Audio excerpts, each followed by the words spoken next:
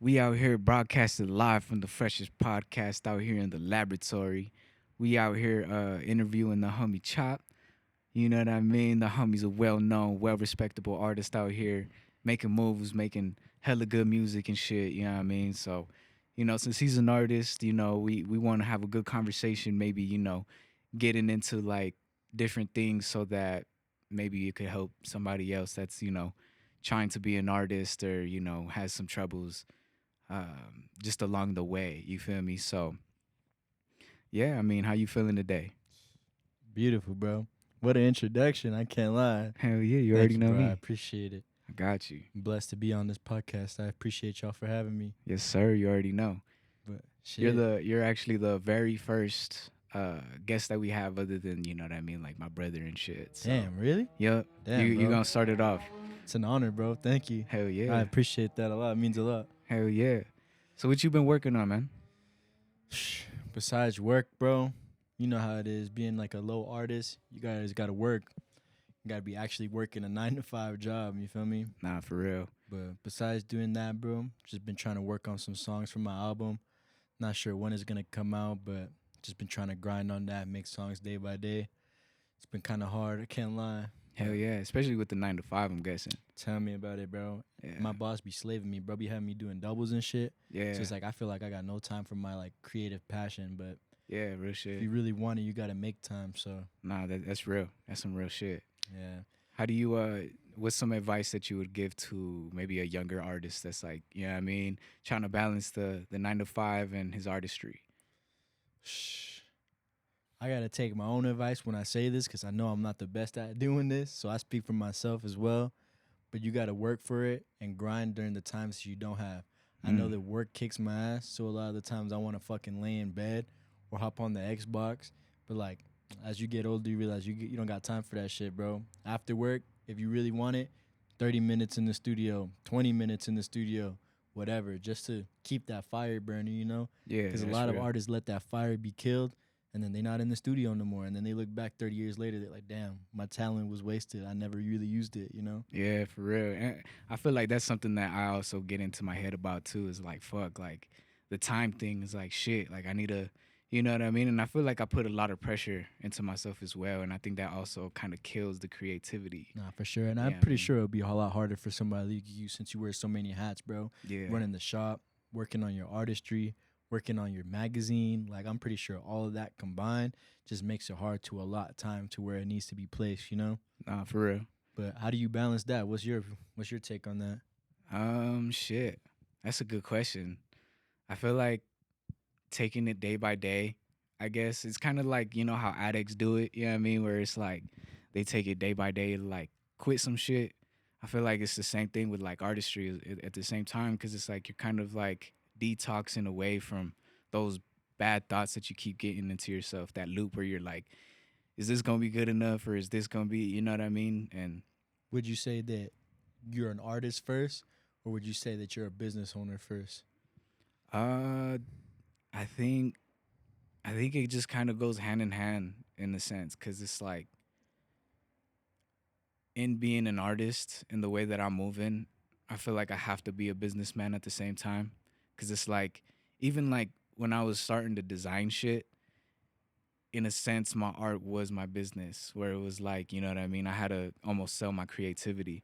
And I feel like that is almost where the like negative, That mindset comes from? yeah, because It's you're like almost, self-doubting yourself? yeah, because you're just like, you're trying to like bring the best out of yourself For for sure. the other person. You feel me? Like, especially with photography as well, where it's just like you're taking pictures and shit, and you're just like, fuck, like I hope they like it. Yeah, I mean, they're paying me good money for this shit. Like, I hope they like the shoot. You know what I mean? Yeah, but I feel like that mindset also kind of gets washed away from when you're talking about like a musical standpoint, where you're like, bro, I'm gonna make this music for myself. Like, fuck if anybody else wants to listen. Yeah, So real then shit. it kind of washes over to like photography, Yeah, because the person wouldn't have hired you to fucking flick them up in the first place if they didn't like the photos or the style of photos that you do. You know. no, that's But I true. know that speaking for myself as well, you're always thinking about what the listener or the viewer is fucking thinking about. So then you start to self doubt your creativity and your art in the first Yes. place. You know. Yeah, that's 100%.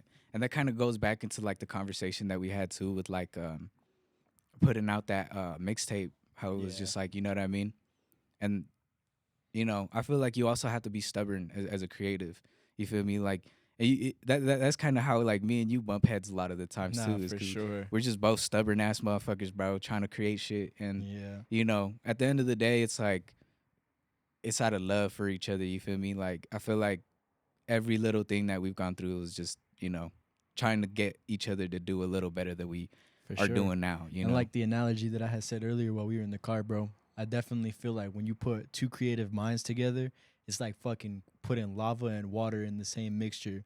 And like, the motherfuckers is not gonna mix. Yeah. They both gonna clash against each other. Yeah. But at the end of the day, that motherfucker gonna make some land. You Yeah, know what real I'm saying? shit. Fuck yeah. So that's why I definitely feel like it's nice to have to bump heads with other people, because not everybody's gonna have the same creative vision or the Yup. same walk that you have. You know what I'm saying? 1000%. And sometimes by bumping heads with those people, you'll come out with something that's even better than what you had before, Nah, real shit. Because I feel like no motherfucker is going to have the answer to what they want to do, Yeah. but you need to speak to people that have the same similar mindset as you that'll help you form an opinion on, damn, I want to make clothes. I want to make music. I want to run a business. You know what I'm saying? Yeah. So that shit kind of spreads, Nah, for real. I fucking agree with that shit for sure. Especially like going into like different arts. There's a lot of different like almost like rule sets that I've noticed that every creative genre has is like, you're an author, then you have like, all these critics that are like, oh well, this is how the story should be, or this is how this should go, or you're, making designs and shit and you're seeing everything that's in trend. You're trying to break the trend or you're trying to like step out of the box and you're almost like limiting yourself by trying to do that. There's a lot of niggas out there that are directors before they are artists, bro. Yo, 1000%. And that's a big thing. That's what he's pretty much saying is that, bro, there'd be a lot of motherfuckers trying to pull strings behind this fucking scene, and they don't really know about what's the work or the effort that goes into creating the art in the first place, Yeah, 100%. And then that's when that self-doubt starts to come, because you got motherfuckers trying to tell you how to do this, how to do that. Yeah. You just want to do it for yourself and do Yeah. it for the love of the sport, Exactly. That's also like the almost like my point as well when I had when we had that conversation of like sometimes I just want to make music for myself. It's not really about how many listeners I'm getting, but as long as I have like 2 or 3 that are like understanding where I'm coming from of like my artistry decision and shit, where it's like everybody's gonna have their niche, everybody's gonna have their audience, and I feel like that's the dope thing about it is like we're creating community as we're creating at the same time. Cause you know what I mean? You're gonna create some music and your audience is gonna fuck with you heavy, bro. Like anybody come close to you to try to diss you and shit, like you already know it's gonna be on some Kendrick shit. They gonna be bumping yo shit. They gonna fucking, you know what I mean? Make sure that like people know. Like Nah, yeah, for sure. And I feel like that's what's such a crucial part of having the shop here as almost like an anchor to the community as well. Because a lot of people, myself included, wouldn't have a platform, or I probably wouldn't have even started doing shows if it wasn't for the lab. You know what I'm saying? Shout out to the Aqua Fresca's lab, bro, for real, for real. hey, that's love for real. Yeah, That's of love. course, bro. Because a lot of motherfuckers never got that platform, and you put on small artists, bro. You know what I'm saying? Shout out Sergi Baby, bro's a Yeah. tattoo artist, and bro ain't never touched a mic a day in his life, but he always wanted to. Yeah. And you guys throw an event, and you put that motherfucker on, and he's fucking opening the show. You know what I'm saying? Yeah, real shit. Bro gets a little nervous. It don't matter. People in the crowd really don't really give a fuck. You know what I'm Yeah, saying? They're real really shit. here to start watching your growth. And that shit spreads, bro. If it wasn't for the lab, I would have never got that show at the Kabucha Sun Tea, bro. It's like without the lab being here, it's almost like an anchor for the community. And like you saying, here in Ogden, we are building a community, but I feel like this is one of the spots. It's like a center that's community that helps other people get recognized. And not only that, it helps y'all get recognized as well. You know what I'm saying? Hell yeah, Y'all that's getting love. traffic, and you guys got artists that are performing that bring traffic into the shop and make the artists get some promo as well, Hell yeah, that's love. And even then, it's like it just brings me joy to fucking see like artists, work so hard to like achieve some shit and then come through and like, rock the fucking mic. You know what I mean? Like that shit just brings joy to me, bro. Nah, like, for sure. And I definitely can tell. I didn't mean to interrupt you. oh but no, you good? I know from experience myself, we be in this motherfucker making studio sessions all day, bro. We be in this bitch making music all day. So when I get to finally perform them songs that me and you have actually worked in the office and in the lab doing, bro, it's like bliss. It's almost like a feeling of euphoria. You know what I'm saying? It's like, Yeah. damn, me and bro made this, and now I can share it with other people. You know what I'm Yeah, saying? real shit. Like that singing one, bro. Like, bro, that shit always brings me joy just fucking Yeah. performing with you, bro. Like, that Nah, shit's dope. facts, bro. That was This is one of the dope. first songs that we ever made together too. Yeah. Hell yeah. Good memories, bro. Yeah, for real. Every time I fucking perform that shit too, it takes me back to the room. Like me with the fucking Modelo in my hand, just like Facts, lock bro. in, bro. Like we gonna sing. No, for sure, bro. And I can't even lie. During those times, we still be doing that shit. But when like around the first times where I first started coming and we started doing that, bro, I was in such a dark place in my life, bro. Like struggling with depression, struggling with addiction, just you name it, I was struggling, bro. Yeah. And I feel like music is definitely one of those outlets to help me relieve that. And Yeah. like I feel like a lot of the times you can almost hear the pain in the music. Yeah. And sometimes when I'm coming to the lab, it's like almost like a therapy session for me. 100%. It's like I get to take a break from the real world and just like focus on my artistry. Yeah, real shit. Like even with the graph shit, like I see a lot of like people, you know what I mean, like they use that outlet as well, you know what I mean, to express themselves, you know. Like a lot of people, you know, have like addiction and shit, and they use graph to pretty much get that same kind of feeling, like that same adrenaline. It's a rush, you feel me? So, you know, it's dope as fuck too to like, you know what I mean, have, you know, the free walls and shit for people to come through and express themselves on a daily basis. Cause for sure, bro, like creation is definitely an escape, you know what I mean? And like even for myself, bro, I feel like even like to this day I'm still kind of going through that shit, you know what I mean? Like my own little darkness here and there, you know, but, you know, creating and, you know, keeping move, you know what I mean? It helps, definitely. Nah, for sure. And I know that you know this because we be having our own discussions about this. But for all the people that are watching, bro, I'm going to put on from my Lord and from my Savior is God. God's going to get you through that hard time, bro, Amen. every single time. You know what I'm saying? Yes, sir. Like I said, struggling with addiction, struggling with depression. And I still fight some battles of depression. You know what I'm saying? I ain't Yeah. perfectly happy. Everything all not sweet on this side. Yeah. But if it wasn't for the Lord, bro, I would not be where I'm at. I would have never met you. I would have never been gifted the ability to make music. Yeah. I feel like certain things like that are heaven sent. I feel like I was sent on earth to make music from Yeah. God, to Yeah, touch real the shit. people that I needed to touch because Hell they're yeah. going through the same struggles that I'm going through. Yeah. And I feel like you can almost hear that in the music as well, you know? Yeah, real shit. And I like how you're transitioning to, you know what I mean, putting the word out a little more. You feel me? Like, that's dope. You know what I mean? I got you, bro. I can't lie. There's definitely somebody in my life that's very important to me that I no longer speak to. And if it wasn't for that person, I wouldn't be the person that I am today. And my faith wouldn't be as strong as it was today. You know what I'm saying? And when that person left my life, it definitely left a deep impacted wound on me. But over time, I was trying to fill that hole with addiction, smoking hella weed, drinking my pain away, being promiscuous, you know what I'm saying? Talking to many girls where wasn't really the answer, you know? And then when I finally took that person's advice and started going to church and reading the Bible that they gifted me and wearing the cross that they gifted me in faith, is when I feel like my life really started to change around. And I feel like now that my life is turned in a better direction, not only was I put here to spread the word, but to spread it to the people close to me as well, bro. Like, I got you going to church with me from time to time. I got my homies going to church with me time to time. And I can see God's work in everybody around me. You know what I'm saying? And it's Yeah. beautiful, bro. 100%, man. That's amazing, bro. What kind of like led you to making that transition in your music? Like, because obviously, you know, you've always been a man of God, you know, ever since I met you. But you've always had your music not necessarily be simple or nothing like that. Not to say that, like, you know what I mean, you was like, you know, on that type of path, but Nah, at the for same sure. time, you know, it was like you were saying earlier, it was very earthly. Nah, yeah. In my opinion, my music is always going to express what I'm going through in my life. And a lot of the times, there's certain songs where I'm capping in my rap just because it sound good. You know what I mean? I feel like every artist might do it just a little bit. But for the most part, I say a good 85%, I'm speaking my true life. Yeah. And during those times where I was making those songs, that was my life. Yeah. I lived a real earthly life. You know what I'm saying? Like I said, addiction, smoking, being promiscuous. Like, those are things that I thought was normal to me. Yeah. And I had to realize, like, that's not what God would have wanted. Yeah. So in that same approach is like, I still love them songs because I made them, you know, but I can't relate to them as much anymore because I feel like that's not really me anymore. But Yeah. at one point it was. So now with all the music that I'm trying to make now in the future, it's supposed to be like how I'm living life now, you know, living for the 1000%. Lord. Yeah. And yeah, I'm not gonna be like one of them gospel rappers, like them Christian rappers that are super like only speaking about God. But I'm definitely trying to incorporate God into my rap a little bit more. You know what I'm Yeah, saying? 1,000%. I feel like it's necessary these days, man. Like especially like now, like media is definitely playing a lot of promiscuity. You know what I Yeah. mean? And like a lot of like violent shit. You know what I mean? And it's like the whole.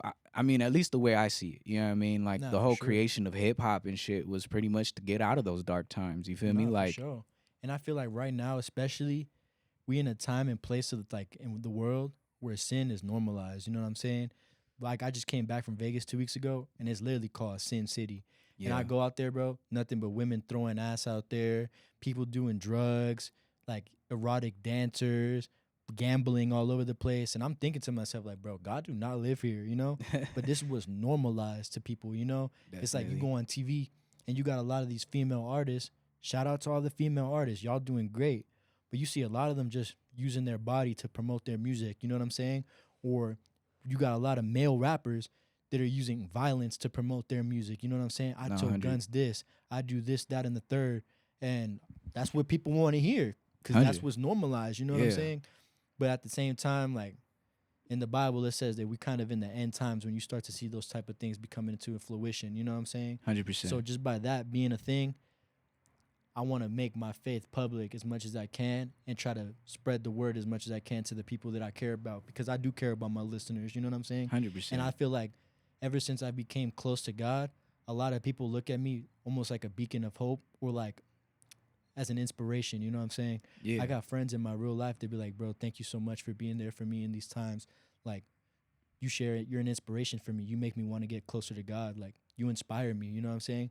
And by not that alone, like, I don't want to give the impression of what's called a lukewarm Christian. You know, mm, I got so many people looking for me as an inspiration, and I don't want to lead them down a path that's incorrect. Like, 100%. it's all right to sin. Like, it's really not. Yeah, But you know what I'm saying? And we're gonna sin regardless because we're human. yeah, But to try to avoid that sin as much as possible is really like the end goal. You yeah, know? 100%. And I feel like that's the message that I pretty much got. You know what I mean? Every time I go to church with you and shit, it's like nobody's perfect, bro. Like everybody's gonna do their thing.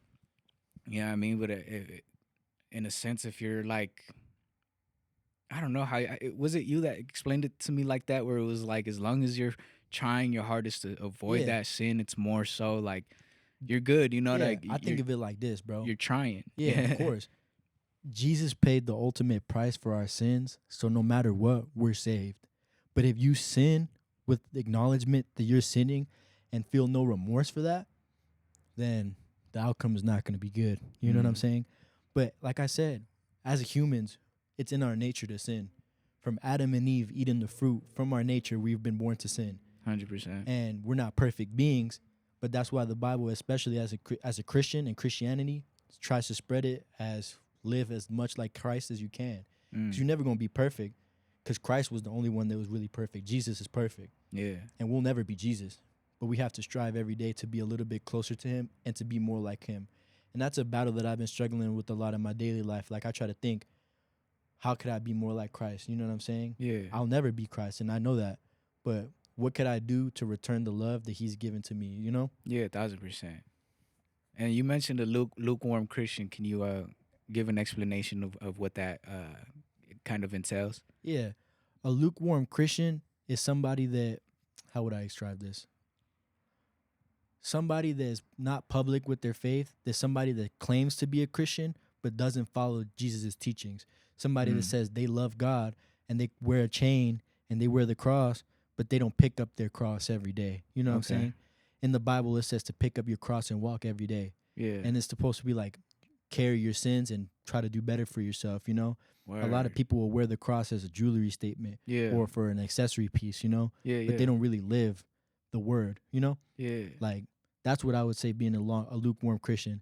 There's a good saying that my friend Yariel, who makes music, he makes music for the church. He's a Mhm. Christian rapper out in New Jersey. Shout out Yariel Vale on Instagram. You should go listen to his new album. It's really good.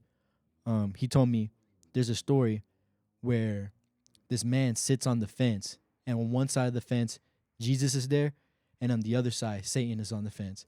And Jesus is telling him, come to my side. I love you. Like, come be with me. Yeah. And Satan is like, I'll give you everything that you want. I'll give you money. I'll give you power. I'll give you fame. Whatever you want, I'll give it to you. And so the man that sits on the fence says, I'm going to just sit here on the fence. Like, there's nothing that you can do. Mhm. And then one day, the man dies and gets sent to hell. And he's like, he asks Satan, why am I in hell? And Satan says, because I own the fence. That's crazy. Yeah. And I like to think of it like that, bro. Like, being a lukewarm Christian means you sit on that fence. Yeah. But if you can't sit on that fence because it's either all or nothing with God. You know what I'm saying? And that's what being lukewarm means. Like, you have to really put your faith in him and trust him wholeheartedly. Because if you got one foot in, one foot out, Satan gonna grab that one foot and pull you onto the other side. You know what I'm saying? Yeah, real shit. Damn, that's crazy. That's deep. Said, man, I own the fence. Like, what? Nah, I feel That's that, crazy. bro. That's crazy as fuck. Damn. Definitely a story that I never thought of in that perspective. Because, like I said, for the longest time, I was born Catholic. I went to Catholic school as a little kid when I was in like elementary school, like kindergarten, first grade, preschool. Mm-hmm. But I never knew God. I knew about God, but I never knew God. You know what I'm saying? Does that make sense? Yeah. I never had a relationship with him. And I was always more of like the lukewarm type.